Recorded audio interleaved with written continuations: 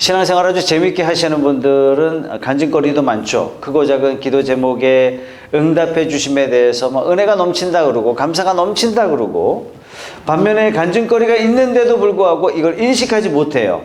마치 우연이 된 것처럼 생각을 해요. 체험이 없는 것처럼 교회를 다닙니다.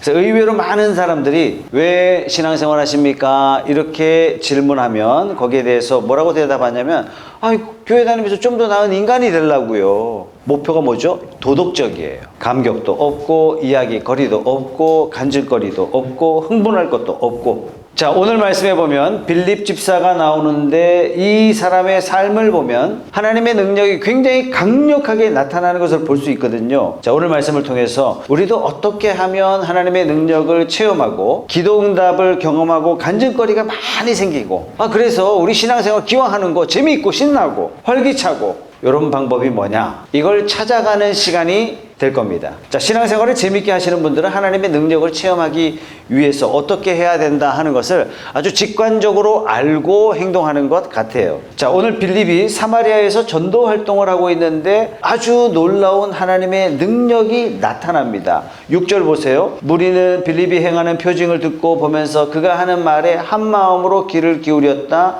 그것은 귀신 들린 많은 사람에게서 악한 귀신들이 큰 소리를 지르면서 나갔고, 많은 중풍병 환자가 지체 장애인이 고침을 받았기 때문이다. 그래서 그 성에는 큰 기쁨이 넘쳤다. 여러분, 빌립을 통해서 하나님의 놀라운 역사가 일어나고, 이것 때문에 빌립뿐만 아니라 사마리아에 사는 모든 사람들 마음에 뭐가 있었다고요? 큰 기쁨이 있었다. 이렇게 이야기합니다. 자, 그러면 우리는 어떻게 하면 하나님의 능력을 체험하고 신나고 재미있는 신앙생활이 될 수 있느냐? 첫 번째입니다. 하나님의 능력을 체험하기 위해서는 하나님이 일하시는 곳에 가 있어야 돼요. 무슨 말이냐? 집안에 편안히 앉아 있으면서 감 떨어지기를 기다려봐야 소용이 없어요. 감나무 밑으로 가야 되잖아요. 그죠? 자, 빌립이 하나님의 큰 능력을 체험할 수 있었던 것은 사마리아로 갔기 때문입니다. 사마리아가 어떤 곳입니까? 하나님이 지금 일하시는 곳이란 얘기예요. 자,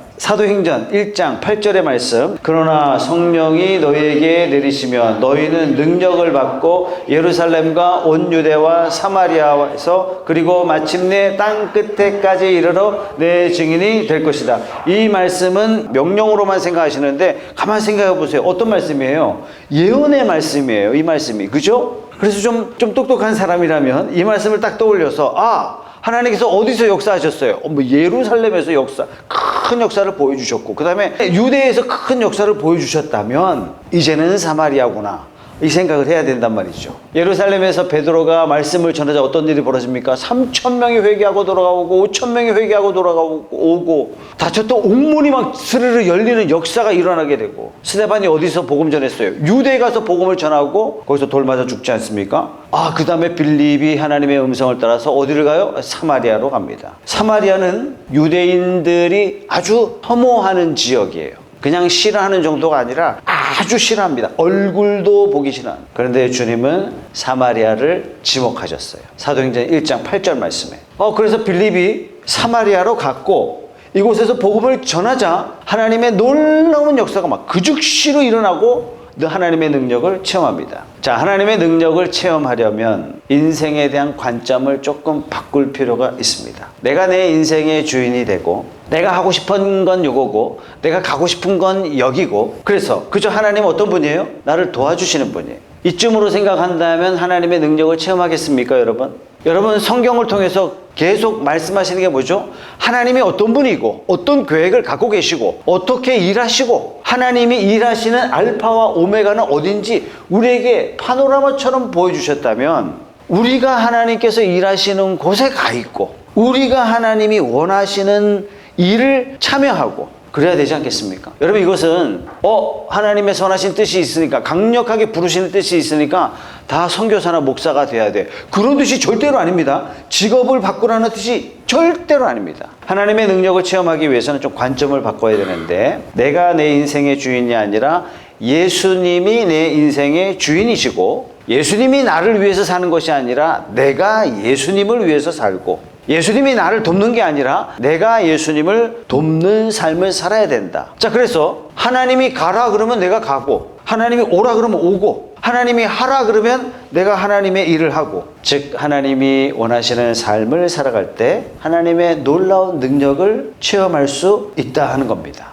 하나님께서는 여러분 선교 사역과 교회 사역만 관심 있어 하시고 나머지는 다 하찮게 여기신다. 천만의 말씀이에요. 오히려 교회 생활보다도 하나님은 가정 생활과 여러분의 생업 생활을 더 중하게 여기시고 더 깊이 있게 여기시고 관심이 더 많으세요. 다시 말해서 우리가 교회만 사역의 장이 아니라 가정이 사역장이고 우리의 생업의 일터가 하나님이 원하시는 사역의 장입니다. 하나님 앞에 은혜 받았다고 하면서 가정 때려치우고 돌보지도 않고 하나님의 사역에 참여한다. 이거 하나님 원하시는 방법 아닙니다. 절대로. 우리 주변에 은혜를 누리는 분들을 가만히 보면 똑같은 가정생활인데, 똑같은 교회생활인데, 똑같은 직장생활인데 하나님의 뜻이 무엇인지를 정확하게 알고 거기에 순종해서 가라는 데 가 있어요. 하라는 일을 하고 있어요. 그러다 보니까 간증거리가 있고, 그러다 보니까 막 능력이 있고, 그러다 보니까 기도하면 응답이 바로바로 되고 하나님의 놀라운 능력을 체험하게 되는 겁니다. 자, 하나님의 능력을 체험하는 신나는 신앙생활이 되기를 원한다면 내 꿈, 내 목표를 위해서 하나님을 이용하겠다, 이런 자세를 버려야 돼요. 예수님을 정말 내 인생의 주인으로 모시고 나는 그저 쓰임받는 종에 불과하다, 이렇게 생각하시고 주님이 주시는 일, 주님이 가라고 하는 곳, 그곳에서 충성하면 우리는 하나님의 능력을 체험할 수 있어요. 신나는 신앙생활이 될 수 있는 줄 믿습니다. 아멘. 여러분, 안방에 가만히 누워가지고 감 떨어지기를 기다려봐야 소용이 없어요. 떨어져도 못 먹어요. 감나무 밑에 가야 되잖아요. 그죠? 예수님 모르는 사람에게 내가 전하는 것이 하나님의 뜻이다 그러면 하나님 전도하게 해주세요, 이렇게 기도해봐야 무슨 소용이 있어요. 그거는 기도하는 게 아니라 가야 되는 문제지. 하나님 저 사람 마음 문 열어주세요, 이렇게 기도했다면 가서 만나야죠. 가서 차 한잔 사줘야죠. 이럴 때 역사가 일어나죠. 백날 앉아가지고 기도만 한다고 되겠습니까, 여러분? 여러분, 성경 읽게 해주세요, 이건 기도 제목이 될 수가 없는 거죠. 왜? 너무나 당연한 거니까. 성경을 펼쳐야지. 성경 읽게 해주세요, 그거는 기도가 될 수 없습니다. 내가 시간 내서 성경을 펼쳐야 됩니다. 그럴 때 역사가 일어나는 거죠. 하나님의 능력을 체험하기 위한 두 번째가 뭐냐면, 거룩한 것을 하지 못하는 것을 보더라도, 비록 불경한 것을 보더라도 가끔은 눈 감아줘야 된다. 무슨 말이냐? 우리가 처음 신앙생활을 하면 어때요? 과거의 죄된 생활로부터 분리가 되기 시작하죠. 그죠?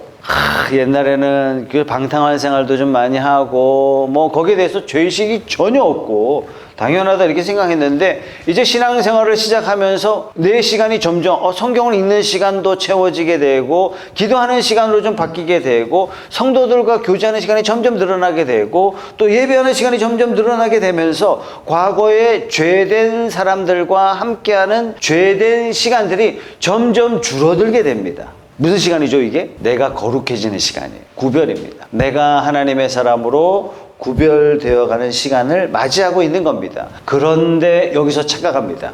어떤 착각을 해요? 내가 이제 세상 친구들로 점점 분리가 되고 내가 점점 거룩해지는 것 같고 나의 변화를 위한 것이지만 어떻게 생각합니까? 완전한 분리로 착각한단 말이죠. 아니에요. 그 죄인된 친구들 가운데 먼저 나를 부르신 하나님의 선하신 목적이 있죠. 왜 부르셨어요? 나를 복의 근원 되라고. 그 친구들에게 나를 통해서 하나님의 복이 흘러갈 수 있도록 하나님이 나를 먼저 부르셨는데 가끔 착각해요. 그 인간들하고 이제 끝이야. 아니에요. 그 인간들을 위해서 하나님이 나를 먼저 부르셨다. 이 사람들하고 자꾸 이제 불편해지죠. 사실은 내가 이제 신앙생활을 시작하게 되고 또 은혜를 알고 하나님의 뜻을 알고 막 이러다 보면 그 옛날에 만났던 죄된 친구들을 만나는 게 좀 불편해지는 게 사실입니다. 피합니다.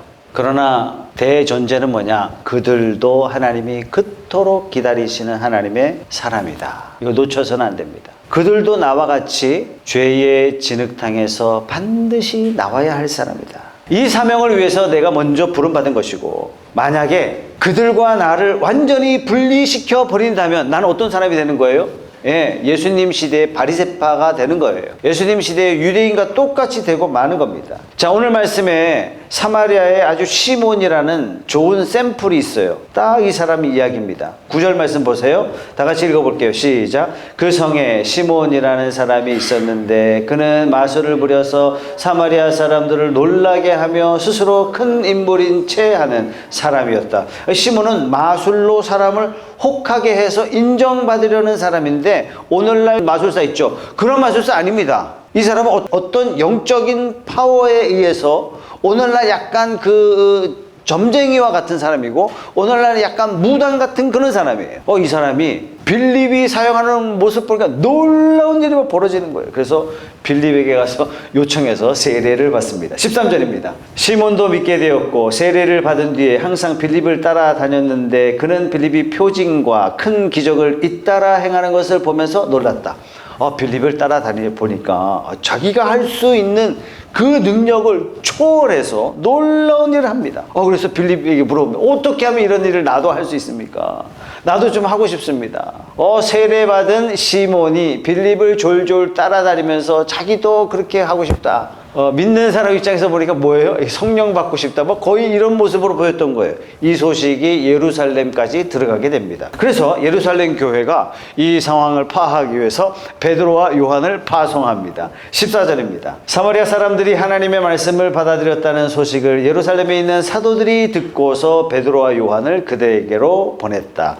두 사람은 내려가서 사마리아 사람들이 성령을 받을 수 있게 하려고 그들을 위하여 기도하였고, 사마리아 사람들은 주 예수의 이름으로 세례만 받았을 뿐이요 그들 가운데 아무에게도 아직 성령이 내리시지 않았던 것이었다. 그래서 베드로와 요한이 그들에게 손을 얹으니 그들이 성령을 받았다.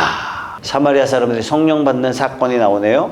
자, 이 말씀을 근거로 정상적인 신앙생활이란 예수님을 영접하고 세례를 받고 구원을 얻게 되면 그 다음에 성령께서 내려오세요. 성령의 세례를 받게 됩니다. 성령의 세례를 받게 되면 어떤 일이 벌어져요? 그때부터 내가 할 수 없는 일들을 행하게 돼요. 능력을 행하게 되는 거죠. 다 그렇게 되시길 주님의 이름으로 축원합니다. 아멘. 순서가 달라질 수도 있습니다, 여러분. 사도행전 10장에 보면은 로마의 백부장 고넬료가 나오는데, 이 고넬료가 구원받는 장면이 나오는데, 이 고넬료는 세례 받기 전에 능력 먼저 받았어요. 순서가 달라질 수도 있다. 한 가지 틀림없는 것은 사마리아 사람들이 빌립 집사를 통해서 성령 받지 않고 누구를 통해서 성령 받았어요? 베드로와 요한을 통해서 성령을 받았다. 이 굉장히 중요한 사건입니다. 우리는 그냥 지나가도 되지만, 그러나 짚고 넘어가겠습니다. 왜냐하면 유대 사람하고 사마리아 사람하고 어떻다고요? 깊은 갈등이 있다고요. 앙숙이에요, 앙숙. 서로 깊은 불신이 있어서 얼굴을 쳐다도 안 본다고요. 문화적으로, 인종적으로, 종교적으로 깊은 불신과 갈등이 가득했던 사람이 유대인과 사마리아예요. 그런데 히브리파 사람이 아니라 헬라파 사람, 누구? 빌립 집사. 빌립 집사 누구예요? 헬라파 사람이잖아요. 그러니까 외국인이에요. 사마리아 사람에 대한 꺼리는 점이 아무것도 없어. 그냥 못 사는 동네일 뿐인 거예요. 근데 빌립 집사가 세례를 주고 빌립 집사가 말씀을 전할 때 성령이 내리면 어떤 일이 벌어져요? 예루살렘 교회는 베드로에 의해서 성령을 받았고, 사마리아 땅은 누구에 의해서 성령을 받게 돼요? 빌립 집사를 통해서. 누구? 헬라파 사람에 대해서. 그 사마리아 지역은 헬라파 교회, 유대 지역은 히브리파 교회. 교회가 두 개 생길 뻔했는데, 이때 어떻게 했어요?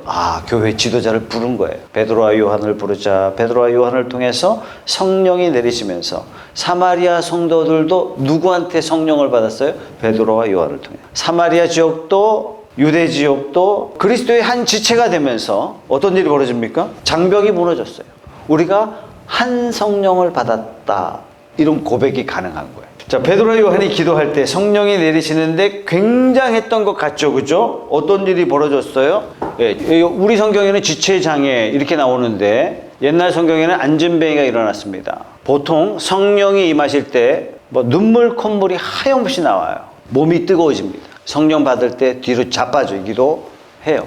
자기가 가지고 있는 그 고질병, 질병이 고침받는 역사가 그 자리에서 일어나기도 합니다. 사람마다 다 틀려요. 어떤 사람은 성령 받는 순간 비전을 보게 되기도 해요. 인생의 방향이 180도 바뀌어버려요. 어떤 사람은 성령을 받는 순간에 환상을 보기도 합니다. 어떤 사람은 성령을 받는 그 순간에 온몸에 막 전기가 감전된 것처럼 부들부들 떨기도 합니다. 이걸 시몬이 본 거예요. 와, 여러 사람들 막 성령 받는 모습을 보고 와, 나도 하고 싶다 이런 마음이 들지 않겠습니까? 19절 말씀 다 같이 읽어보겠습니다. 말하기를 내가 손을 얹은 사람마다 성령을 받도록 내게도 그런 권능을 주십시오 하니 저도 그러고 싶을 때가 많아요. 여러분 주변에 아프신 분들이 막 계셔가지고 제가 손만 대면 막 벌떡벌떡 일어나고 병들이 떠나가고 얼마나 좋겠습니까? 시몬도 그러고 싶었던 것 같아요. 20절 말씀 보세요. 베드로가 그에게 말하였다. 그대가 하나님의 선물을 돈으로 사려고 생각하였으니 그대는 그 돈과 함께 망할 것이요. 그대는 하나님이 보시기에 마음이 바르지 못하니 우리의 일에 그대가 차지할 자리도 목도 없어. 그러므로 그대는 이 악한 생각을 회개하고 주님께 기도하시오. 그러면 행여나 그대는 그대의 마음속에 나쁜 생각을 용서받을 수 있을지도 모르고. 이 시몬이요 베드로에게 된통 혼이 납니다. 시몬은 능력을 기대하고 우러러 보면서 나도 하고 싶다 막 이러고 있는데 그래서 나도 그런 능력 나한테도 좀 주십시오. 그랬더니만 야단만 바가지로 받았어요. 그래서 그냥 싹싹 빌면서 이런 부탁을 합니다. 24절 말씀. 시몬이 대답하였다. 여러분들이 말한 것이 조금도 내게 미치지 않도록 나를 위하여 주님께 기도해 주십시오. 베드로의 기도가 거의 저주 같은 기도였어요. 그게 나한테 임하지 않도록 막아주십시오. 기도해 주십시오. 그런 거예요. 이런 정황을 보니까 지금 베드로한테 엄청나게 야단을 맞고 있거든요. 이런 정황을 보니까 시몬의 믿음에 문제가 있다. 세례받은 사람이지만 문제가 심각한 사람이다 하는 걸 대번에 알 수 있죠. 그죠? 자, 여러분, 사마리아 교회에 엄청난 능력이 나타나고 하나님의 기적이 막 일어나고 그럼에도 불구하고 여기 어떤 사람이 있어요? 시몬처럼 바르지 못한 사람, 시몬처럼 경건하지 못한 사람, 시몬처럼 거룩하지 못한 사람, 시몬처럼 자기 욕구에 사로잡혀 있는 사람 있어요. 하나님의 능력이 역사하는 곳에 시몬처럼 잘못된 동기를 가진 사람이 있다 할지라도 이런 못된 사람에게 하나님이 역사하실까? 이런 못된 인간들이 있는데 이 교회가 온전한 교회라고 하겠어? 하고 자리를 떠나시 마십시오. 여러분이 하나님의 능력을 간구하고 하나님이 원하시는 자리에 갔고 하나님의 능력을 간구했으면 하나님의 능력을 체험하게 될 텐데 매우 사소한 저 인간이 가는 교회라면 내가 안 가. 우리 그런 생각 하거든요. 그래서 그 자리를 떠나버리면은 능력을 체험하지 못합니다. 하나님께서 목장을 통해서 변화시켜 주시고 목장을 통해서 능력 주심이 분명한데 목장에 나오는 어떤 인간 때문에 저 인간 내가 마음에 안 든다 이거야. 내가 저렇게 믿을 바에야 내가 안 믿고 말지. 저 인간이 나온다면 나 목장 안 가. 저 인간이 나오는 교회라면 내가 교회 안 가. 그러면 내가 능력을 체험할 기회를 스스로 박차는 거예요. 여기는 지상의 교회, 천국의 교회가 아니라 지상의 교회이기 때문에 다 섞여 있어요. 주님도 말씀하셨어요. 불태우지 마라. 가라지 때문에 가라지 하나 보고 불태우지 마라. 나중에 심판날에 알곡을 싹 모은 다음에 그때 싹 다 불질릴 것이다. 주님이 말씀하셨어요. 그래서 우리가 하나님의 능력을 체험하기 위해서는 사소한 거 보고 속상해하고 막 열받아 하고 다시는 가나봐라 그러지 마시고 그 자리에 다 머물러 계세요. 하나님이 계신 곳이라면 여러분들이 머물러 계셔야 돼요. 그러면 여러분들이 하나님의 능력을 체험하실 수 있습니다. 세 번째, 하나님의 능력을 체험하기 위해서는 절대 순종하셔야 돼요. 오늘 빌립은 사마리아에서 하나님이 사용하시는 도구가 돼서 엄청난 능력을 체험하고 있을 뿐만 아니라 지금 아프리카의 한 고관을 예수 믿도록 해서 아프리카에 최초로 복음이 들어가게 되는 이런 역사적인 계기를 마련하게 됩니다. 어떻게 이런 큰 역사가 일어났느냐? 26절 보세요. 그런데 주님의 천사가 빌립에게 말하였다. 일어나서 남쪽으로 나아가서 예루살렘에서 가사로 내려가는 길로 가거라. 그 길은 광야 길이다. 성령께서 이런 음성을 주신 거예요. 지금 빌립이 사마리아에서 얼마나 재밌겠습니까, 여러분? 안전뱅이가 막 일어났어요. 기도하는 중에 중풍병자가 막 병이 났어요. 귀신이 쫓겨나갔어요. 이것 때문에 예수 믿는 사람들이 막 여기저기서 확 늘어났습니다. 얼마나 빌립이 신나겠습니까, 여러분? 이렇게 좋은데 갑자기 성령께서 말씀하세요. 남쪽으로 가거라. 어떤 길이라고요? 광야길, 광야길. 어떤 길? 험한 길. 어떤 길? 고생길, 고생길. 아니, 재미있는 삶을 놔두고 험한 길로 가야 된다. 이 고민되지 않겠습니까? 성령께서 말씀하세요. 남쪽 길로 가거라. 저 말입니까? 지금요? 이거 다 불순종이에요.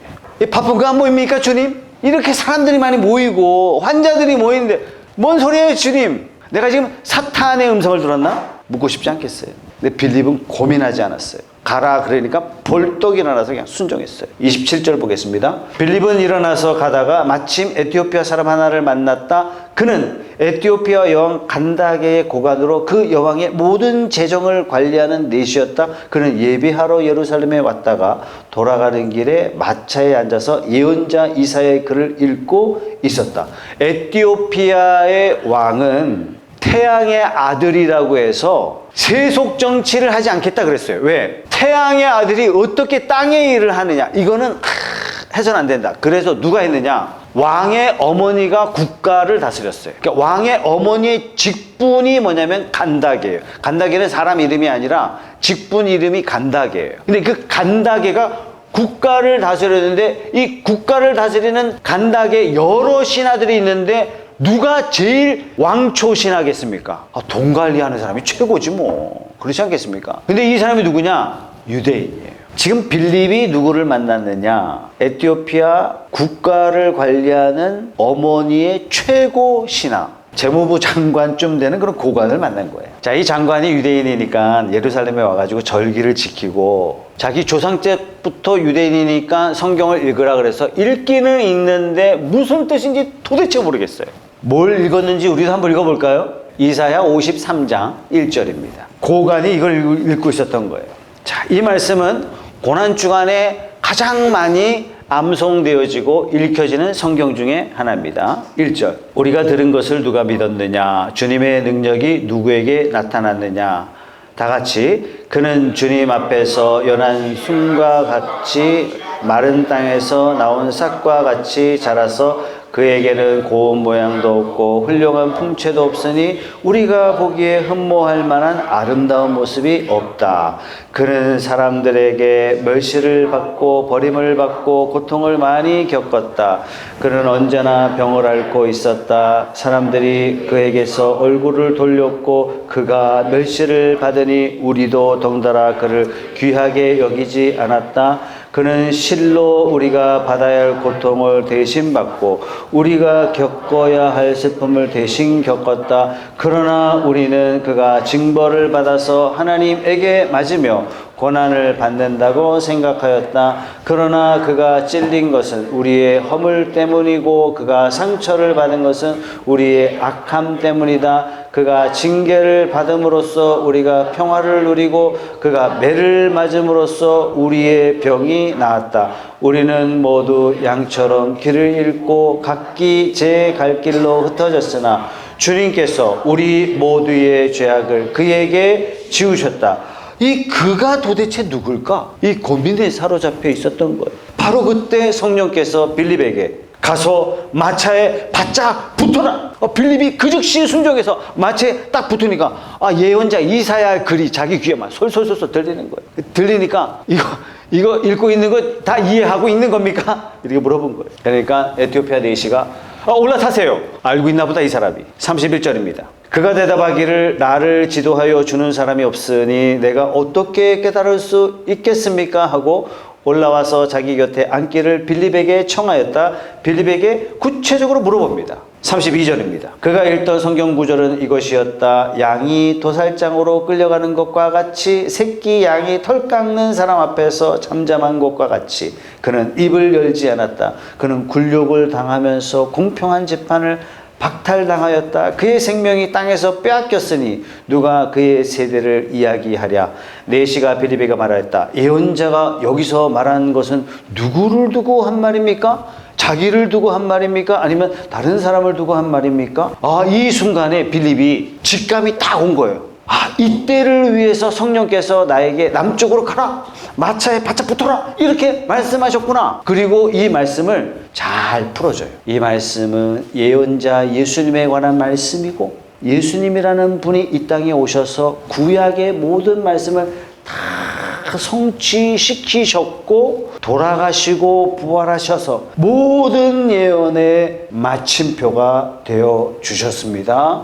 이 이야기를 했던 것 같아요. 이 말을 들으니까 유대인들은요, 예언을 풀어주면요, 그 즉시 깊이 이해합니다. 왜? 3살 때부터 말씀을 암송하고 있었거든요. 그 즉시 마차를 멈추라! 이렇게 명한 다음에 어떻게 하냐면 예수님 영접하겠습니다. 그 자리에서 물을 찾아가지고 세례해 받습니다. 기쁨으로 아프리카로 돌아가게 되죠. 이 사람을 통해서, 이 한 사람을 통해서 아프리카, 북아프리카 지역이 복음화가 되는데 여기에 그 유명한 교회의 지도자 암브로스라는 지도자가 나오고 눈물로 기도할 때 하나님께서 그 자녀를 하나님께서 성공시켜 주신다.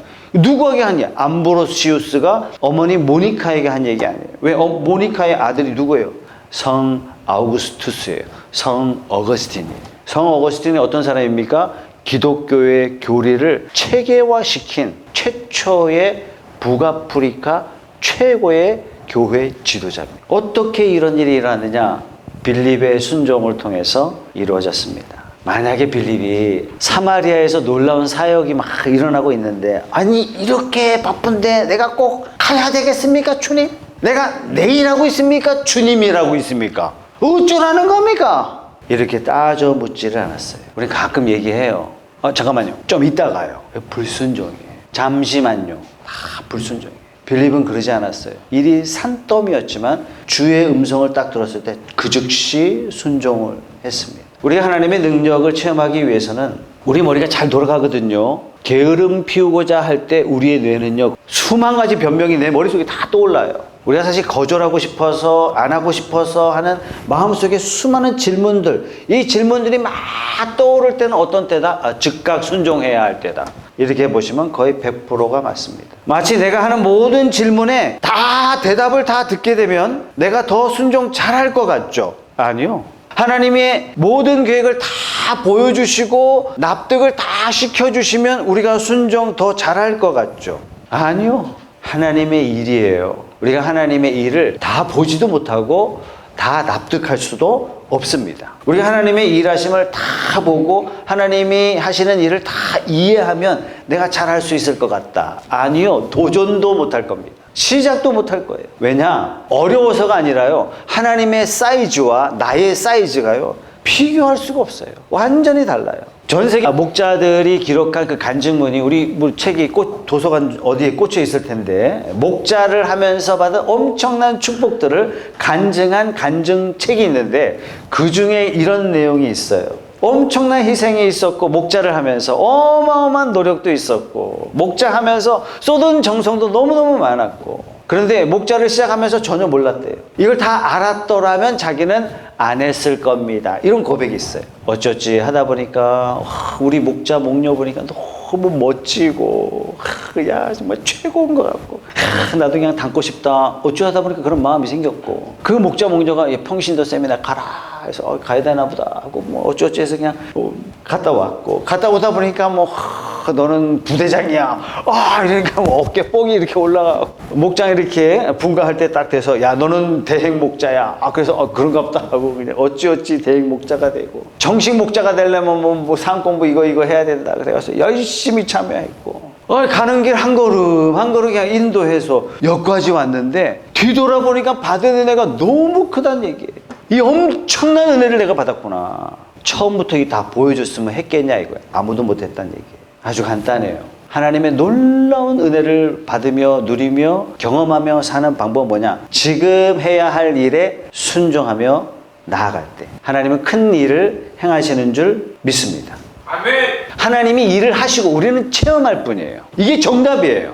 순종하는 자의 삶을 통해서 하나님께서는 일하십니다. 그런데 자신이 좀 잘난 사람은 순종이 잘 안 돼요. 그죠? 예. 뭘 하라 그러면 이건 아닌 것 같은데 안 되죠. 그죠? 하나님이 가라 하시는데 지금은 타이밍이 아닌 것 같은데 하나님이 안 된다 그러시는데 이 방법이 최선인 것 같은데 순종 못해요. 간증거리가 있을 수가 없죠. 자기 생각이 많으면 결국 인간이 할 수 있는 범위 안에 갇히고 맙니다. 초자연적인 성령의 능력을 체험할 수가 없어요. 결국 스스로도 인생을 망치고 스스로도 자기 신앙생활을 재미없게 만들고 그래서 무료한 인생에 대한 책임을 교회가 재미없어서 목사가 마음에 안 들어서 맨 마지막에는 하나님이 마음에 안 들어서 하나님을 원망하고 맙니다. 그게 출애굽기가 보여주는 거잖아요. 민수기가. 자, 그래서 여러분들이 기도하다가 뭔가 딱 떠오른다고 이게 다 하나님이 주신 거냐? 그건 물론 아닐 가능성이 더 많습니다, 여러분. 목사님이 이야기한다고 다 하나님의 뜻이냐? 그게 아닐 가능성이 너무나 많습니다. 우리가 하나님의 음성을 듣는 법을 배워야 되거든요. 성경을 읽어야 돼, 성경을 읽어야 돼. 어떨 때는 너무나 명확하게 이건 분명히 하나님의 뜻이다 이런 게 있죠, 그죠? 성경 안 읽어도 그럴 때는 하나님이 하라, 하나님이 하지 마라, 이거 안 된다, 하나님이 명확하게 말씀하실 때가 있어요. 그게 느껴져요. 그럴 때는 묻지도 따지지도 않고 순종해야 돼요. 순종하시는 저와 여러분들이 다 되시길 주님의 이름으로 축원합니다. 아멘. 우리 예수님을 진정으로 영접해서 하나님의 자녀가 되었으면 우리 신앙생활이 신나야 이게 정상이다. 우리 삶 가운데 초자연적인 역사가 일어나고 놀라운 능력을 체험하는 하나님의 자녀로서의 그 특권을 누리는 것은 특정 소수의 몫이 아니라 성도 모두의 몫인 줄 여러분 믿으시기 바랍니다. 아멘. 예수님을 진정으로 영접하시고 여러분 인생에 예수님을 진짜 주인으로 모시고 주님이 원하시는 곳에 내가 가려고 그러고 주님이 원하시는 일을 내가 그 일을 하려고 그러고 하나님이 말씀하실 때 내가 즉각적으로 순종하겠다. 그런 마음을 가지십시오. 하나님이 역사하는 자리라면 그것이 경건하지 못한 사람이 더러 섞여 있더라도 여러분 그런 사람들 때문에 하나님의 일하시는 곳을 또 하나님의 일을 내팽개치는 그런 일이 있어서는 안 되겠습니다. 머물러 계세요. 하나님 음성 듣게 될 것이고 그 음성에 순종하게 될 때 하나님은 놀라운 일을 행하시고 내 삶을 통해서 간증거리를 풍성하게 베풀어 주시는 귀한 역사가 신나는 신앙생활이 일어나게 될 줄 믿습니다.